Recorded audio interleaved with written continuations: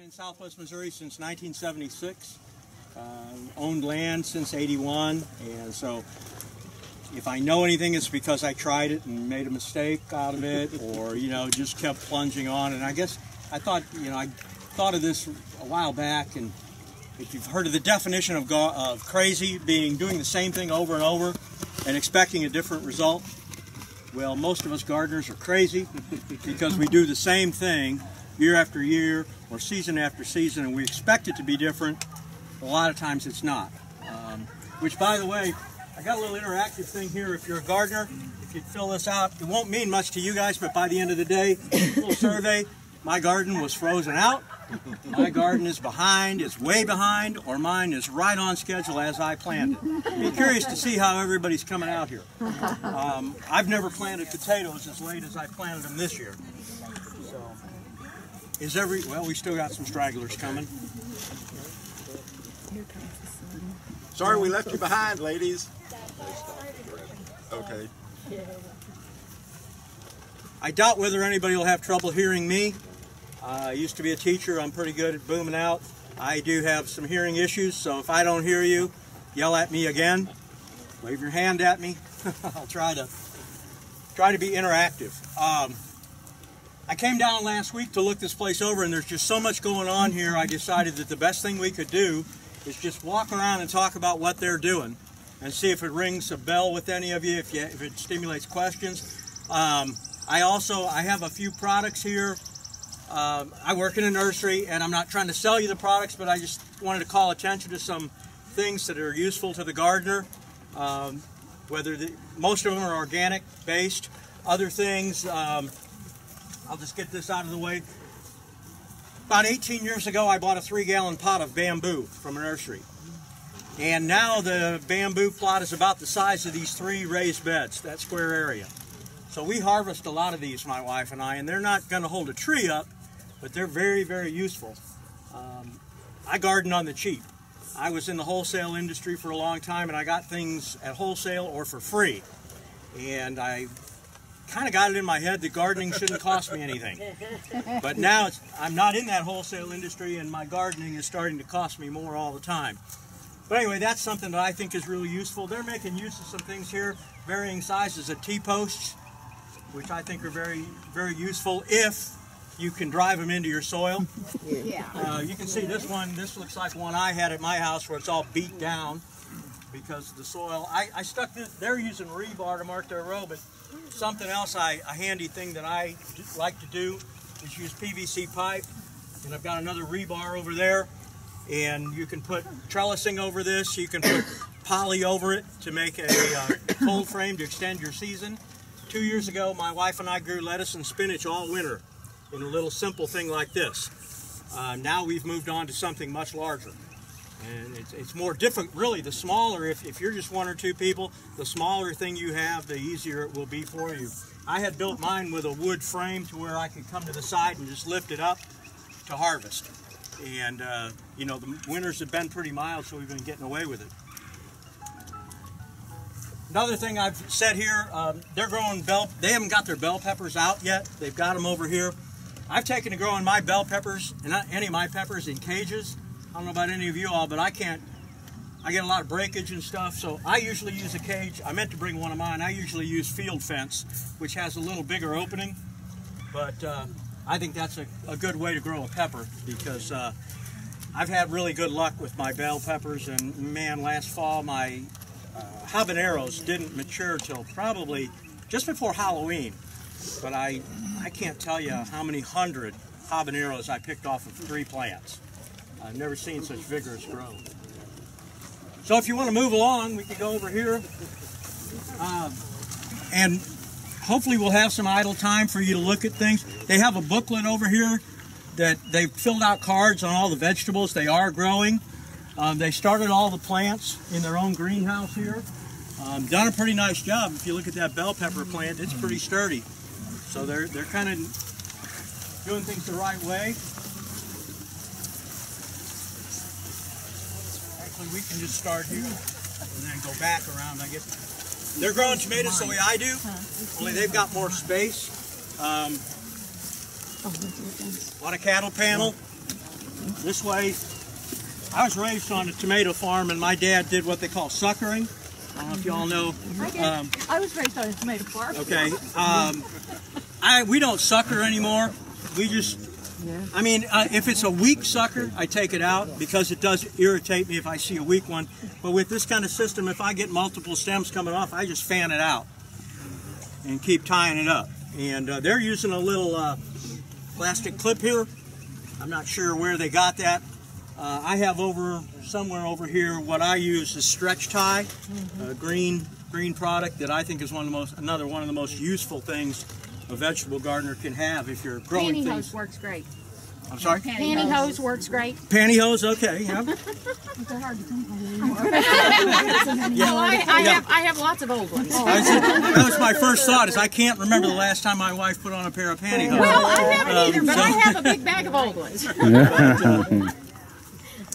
And I just buy it's not the best thing, a big roll of baler twine. Yeah, different twines, baler twine, jute twine.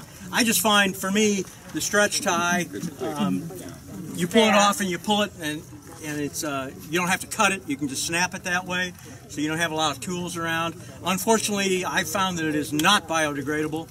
It will be in your soil for a long time. So you kind of, and like my cattle panels at home are just littered with stretch tie that I didn't take off. It's just dotted everywhere. The other thing they've got going here is they've got a black pipe for irrigation. It's a solid black pipe that they use a punch, and there's a little outlet here. And it's actually a mister outlet. You can see how it basically shoots a mist that came all the way out to here and goes about 4 feet that way. They've got a timer over there. I mean, you know, this is upscale gardening here. However, delivering water to the base of the tomato plant is the best way to go. And I also, knowing that I was coming to talk about this, I have a hunch we're going to see early blight on tomatoes really quick because, tonight and tomorrow night, I think we're pushing into the upper 60s at night, which is definitely fungus time. And then the humid day, what are we looking at, maybe 85 today? I shouldn't rub that in, should I? Jim, can you control some of that blight, though, by like mulching with straw or something like that? Yeah, blight is a soil-borne organism, so if you can avoid having anything splash up from the soil by covering it with a mulch. Also, the other thing that helps with blight is good spacing, good airflow. I give a lot of talks on gardening, and a lot of people are gardening in town, and maybe they have a privacy fence, and I say, you know, don't put your garden in a corner with privacy fences and up against it because you have no airflow there. And at the nursery, I looked at some bedding plants on Thursday. They were fine. Went in yesterday morning. Powdery mildew was rampant, just because they were packed close together and we had high moisture. And so we had kind of a mess to clean up there. So you'll be seeing mildew and blight and things like that. I guess we really don't need to go all the way down that way. Let's head over this way. And again, if you got questions, I hope I'm giving you one or two things to take home that are valuable.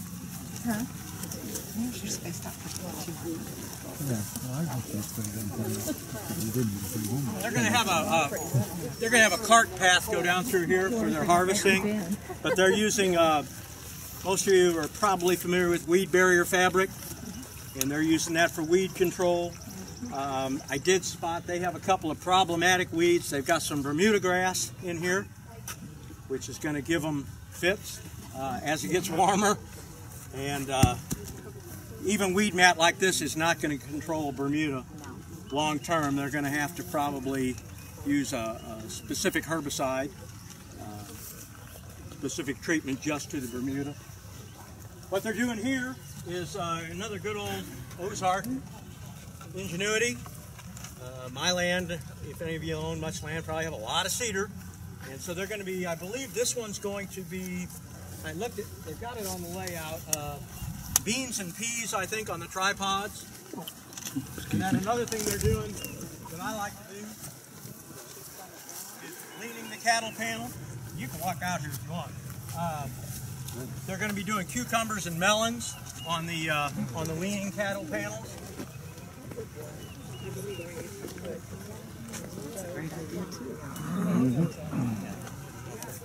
Another thing, I talked to Carla. What they've done here is they've tilled in a lot of shredded leaves in the garden, and I suggested she add some lime. I don't know if she got around to that yet, but I was kind of surprised at how good a soil they have here in this part of the area. There are some Ozark rocks in here, though. So beyond that, if we want to go out over that way, they've got just a lot of stuff going on in here. Excuse me.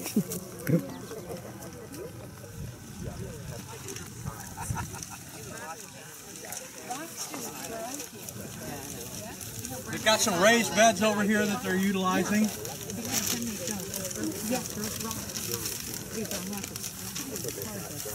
My guess is that this is a fairly new asparagus establishment, and that they're letting the fronds grow because, you know, mine's established. I have a raised bed asparagus, and, you know, of course, we're harvesting everything that's coming up, and I had to kind of process a little when I walked up and thought, now, wait a minute, what's going on here? But I would say that they're just trying to get this established, and they'll start harvesting next year.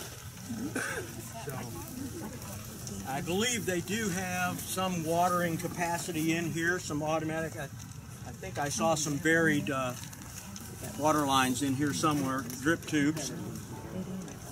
Also, they've got a lot of fruit trees going on out here. Any fruit tree growers? Okay.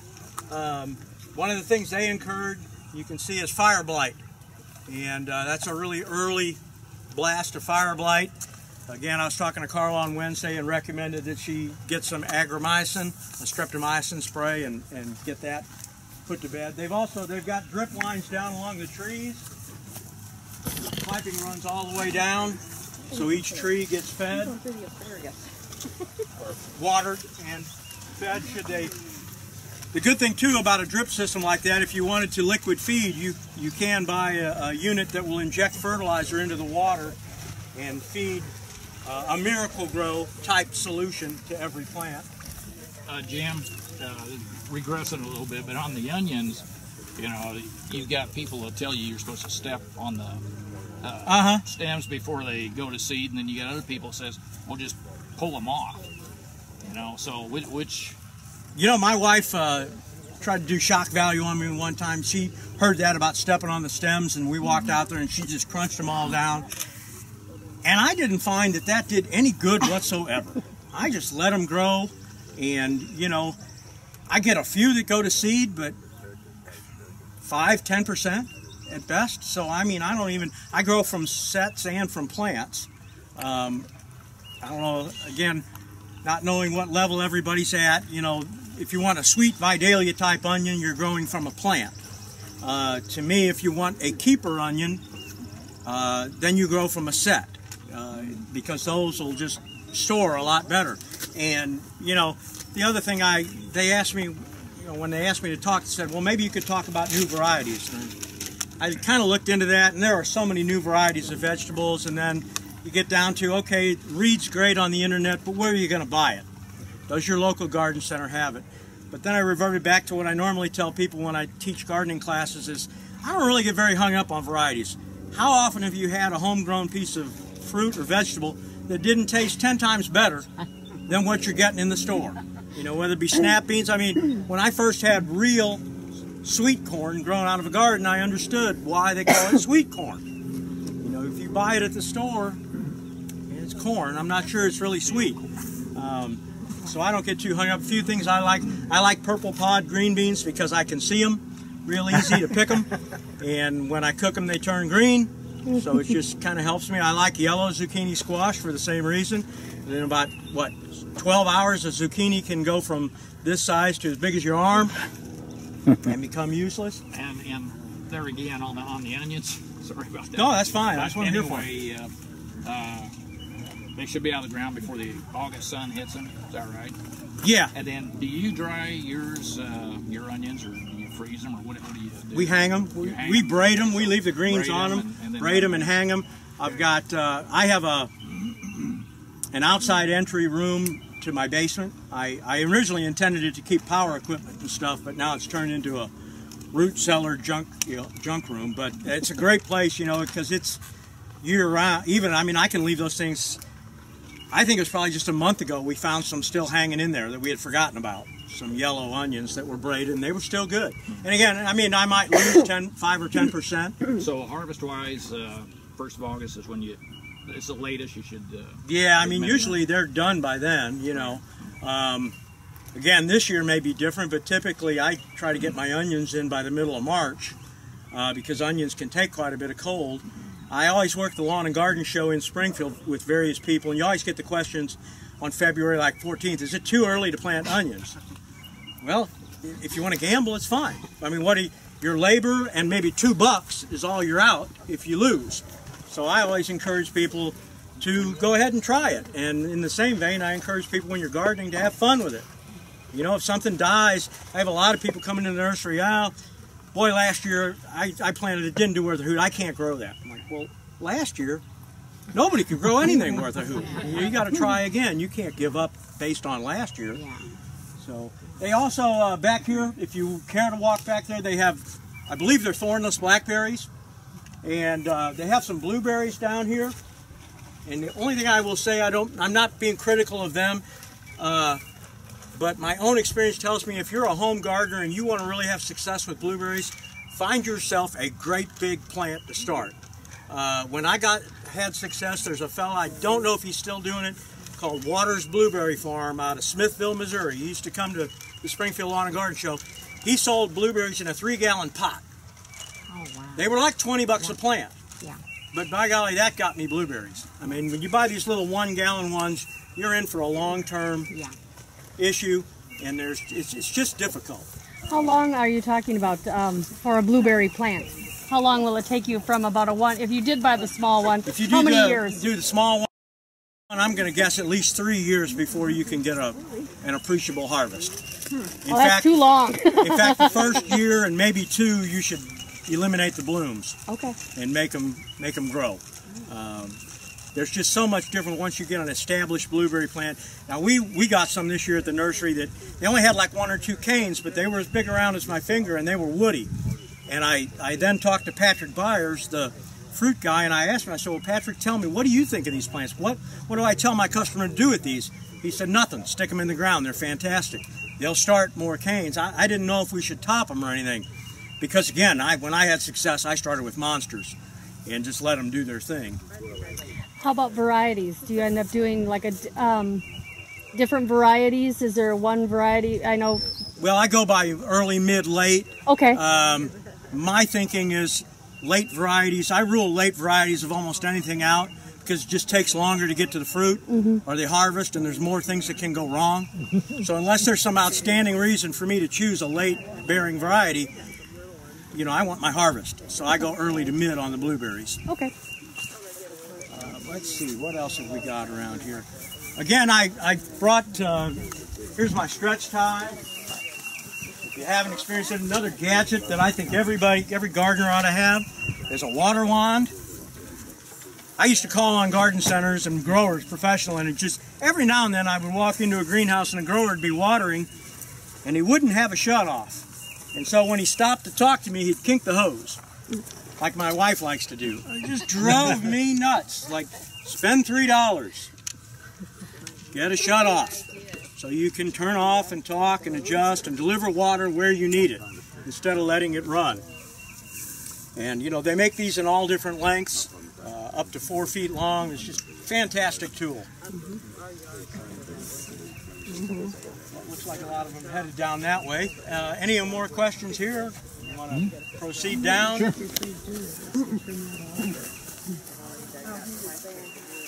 We also have some potatoes in the ground here. They got theirs in relatively quickly. Do you recommend cutting them off about 5-6 feet? Blackberries? Now I grow thornless. That's what I got. I just let them go. I trellis them. In fact, that is something, I'm glad you brought that up. They've got a trellising system here, or a wire system, similar to what I do. Well, I use the cattle. Okay. Or same well. They got the wire. Yeah. That system is Now, what I did with mine is I put a wire on each side about 3 feet apart. I use T-posts, and that way I can fan them to both sides. And I was interested to see that they used, I guess you call that a turnbuckle, like I did, to be able to tighten that wire as it gets weighted down and sags. And they've had some losses in here. They did cut these back significantly. I didn't cut mine back this year, and I mean, they're nuts. And to me, thornless blackberries are the way to go. People talk about how they're not as sweet. I don't know how much sweeter you want a berry than the ones I'm getting. And I mean, they are, last year we had them fantastic size, gallon after gallon of blackberries. And How did your new ones come up last year? You probably irrigate yours though. yes, I have a drip line. Yeah. And that's another thing with blueberries in particular. If you're not prepared to put a drip line in and mound them up with some sawdust and pine, just don't even bother, because you need that. That's the key to success. And of course, something like this just makes it so easy. I don't have anything on timers at my house, but I do have a lot of drip lines set up to where I can just go hook the hose up and go do something for an hour or two. Yes, sir. What blueberry tips can you give us for our kind of soil? Well, soil is a big deal. You're probably going to want to incorporate peat moss at the time of planting, and you need to have the pH down in the lower 5s, which even though if you're trying to grow grass around here, you have to add lime to your soil to bring the pH up. The natural soil is not acidic enough for blueberries. Yeah. Aluminum sulfate or some form of sulfur is the best way to do that. I like to use aluminum sulfate when I'm planting, and then aluminum sulfate is also soluble like a Miracle Grow, so you can come back later and do it over the top and continue. And every year I hit mine a couple times with the aluminum sulfate. And blueberries will tell you when they're not right. They'll get yellow, the foliage, and that'll tell you that you need to be changing the pH and adding fertility. And somebody early on said, is it all about soil? And I guess that's the thing that I've tried to stress to people the last few years is fertilize, fertilize, fertilize. Whether it be organic, and the other thing, organic fertilizers are becoming so much more affordable than they were when I started as a wholesaler 20-some years ago. If I wanted people to go organic, I had to ask them to spend 3 times, 4 times the money. It's almost even dollars now. There's some really good products out there that are all made from feather meal and poultry meal, alfalfa meal, molasses, and these kind of things you can't burn, so you just pour it on, do a one-time fertilization. But I always make the analogy, when we were raising our children, we watered and fed them regularly. When we're raising our prized plants, we need to water, and we're pretty good at watering because the plant will show it, obviously. But even myself, I admit, I'm pretty haphazard about what I do. I do feed, but I'm not a guy that keeps records and logs and measures. I throw things out. It's good for me to use organics, so I don't get a burn. Have you ever heard of anybody that has worm castings in their gardens? I am just learning about worm castings. Because I bought 250 African night crawlers 2 years ago, and then every month I siphon it through a fencing thing, and I mean, you can get a great big container of it every couple, 3 months. Okay. Now, do you raise those in peat moss? No. The night crawlers? Just in regular soil? Because when I was a wholesaler, we used to sell a lot of peat moss to worm growers. And scraps, you know. My husband, a number of years ago, when it would rain really hard, there would be night crawlers all over a local road, and he'd go collect them, and he's incorporated into our pastures, and my garden is just full of them, and every year I just leave the leaves on my garden that pile up against my fence panels, and I can go out there and dig with my hand in the dirt to plant my stuff. That's something I bring up too. We use a lot of grass clippings in our garden, and they really increase the numbers of earthworms. It's incredible, and they work those grass clippings over very quickly. My garden is full of worms. We've started handling earthworm castings at the nursery, and they're expensive, so I consider them to be almost like an inoculant, where you put a small amount. I think they call for a 1-to-3 ratio, but a 40-pound bag is like $44. Well, again, I'm cheap, folks. I don't pay $44. I don't pay $1 a pound for That's why she's doing her earthworm own, castings. Or if I do, I'm not going to use them very liberally. Smart. You know, I'm going to use them as a valuable commodity. You spoke about the blackberries, the ones that you have that are nice and large and nice and sweet. What variety do you happen to grow? Do you happen to know off the top of your head? I'm not good at keeping track of varieties. I probably have some Chester and Navajo. Navajo seems to be the #1 selling one right now around Southwest Missouri. I can't remember. There was a fella in Joplin, has a garden center, was growing all kinds of them, and I sold him all his supplies, and 2 years ago he gave me 16 plants. He had been telling me, oh, I got to give you some of these, I got to give you some of these. And one day he said, did I ever give you? I said, no, and man, he just started loading me up, and they were in quart pots, and within a year I was bearing massive berries. The University of Arkansas does a lot of development with blackberries. And there's some commercial varieties that are bred for our local Ozarks environment that are good to get. So you might sort of search for things that are developed by them. That's a good point. I picked up a few of the flyers from the extension talking about fruit trees. You know, they have the home fruit tree spray schedule. If you're a fruit tree grower, man, get it, you know, and follow it. 3 years ago, I told my wife if I didn't get fruit, I was cutting all the trees down. I was going to get very diligent, and I did, and I had success. But you have to be, in my opinion, you have to be very diligent with spraying your fruit trees to keep the insects and the rot on peaches. Brown rot is just and that's a dormant season thing where we forget about our plants in winter. Yeah. You know, we miss dormant sprays, and lime sulfur is for brown rot on peaches. Yeah. But he makes a good point. Whenever I teach garden classes, any major university like University of Missouri, Arkansas, Kansas, Illinois, Texas, go to their website, go to their horticulture department. Incredible amount of information you'll find on raised beds, on fruit trees, anything and everything. You know, that's most of those. If you're familiar with the term land grant colleges, they were established years ago for that very reason, to disseminate knowledge to people, and they do a great job of it. It's almost like I was looking at that stuff today thinking, what do I need to be talking for? You know, look at all this information beyond what I can impart. But you know, we were getting brown rot on just about everything, even on our grapes, and I got to where if I thought the brown rot was going to get them, as soon as they set on and were about the size of a gooseberry, they're a whole lot easier to pick than gooseberries, and I just freeze them and stick them in the freezer, and hey, they were gooseberry pies. That's a cute idea. I like that. Well, I've taken to, since I deal with a lot of people at the nursery, I've taken to rating fruit growing on a scale of 1 to 10.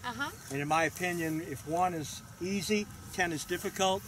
Grapes and peaches are up near the 10. Oh yeah. Plums up there. Pears, like 1 or 2. Thornless blackberries, 1, 2, 3. You know, there are certain things that are very easy and to me gratifying to grow, and others are just down.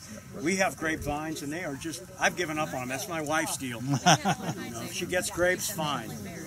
I'm not interested. Any other questions? We got 5 minutes. We've got 5 minutes. Okay, well, the other thing they have up here, like I said, they have the log of what they're growing. They have some plants they started. They've got their seed packets there. They did all of their seed ordering online. They apparently use Johnny's Seed Company quite a bit. And, Johnny's came up on my internet search. I kind of briefed myself this morning. Came up very regularly. The other thing I was going to point out, you notice the, I don't know if that's a 7 or 8 or 10 foot fence around here to keep the deer out. Yeah. So. But is it effective? Oh yeah. What I've been that's told is a fence that tall, you know, the deer will not attempt it. And it probably also helps that they can see that white. That's an electric line, the white. But I've been told that you need both a visual and physical barrier to deter the deer. If they see that white, helps them pick up on it, and then they can focus on the rest of the netting and see that, you know, gosh, I'm not going to get over that. I used to sell to Jack Hershend, one of the Silver Dollar City owners. He was growing trees down on Bull Creek, and he would take a steel 6-foot T-post and drive it in the ground, and then take another one and turn it upside down and attach it to it with hose clamps. so that he could have a 10-foot high fence around his trees to keep the deer out. Wow. He had I guess he still does it. The project was called Gift of Green, and he grew trees and gave them away. But that was another Ozark adaptation. Well, let's move back this way, folks. You can look at the brochures and things on the table. You know, with your blackberries, and I found the I've biggest problem I've got a bucket of leaves up there that I brought from my house. Let them go. Don't be afraid to put leaves in your garden. You shroud them up. Because you have a temptation to stick them. In the screen? Yeah, and I said, wait a minute, don't get that bird on there. Before he got out there, he finally backed up and got out there. Pretty good. In the stuffy screen. And it didn't even leave like that screen. It was pretty good.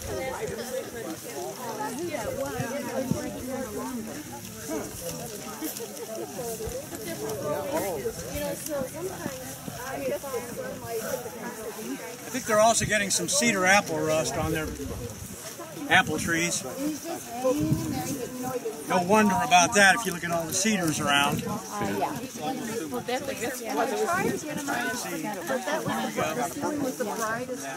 Orange.